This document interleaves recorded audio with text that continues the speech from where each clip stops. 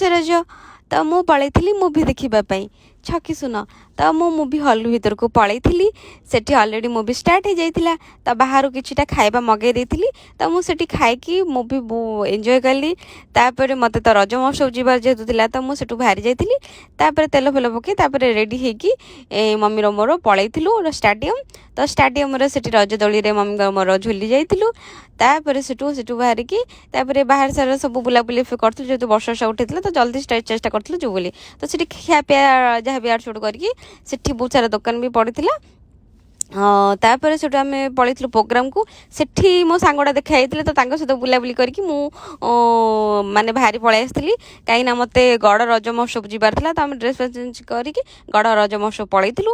ସେଠୁ ତାପରେ ଯାଇକି ବହୁତ ସାରା ଦୋକାନ ପଡ଼ିଥିଲା ବି ସେଠି।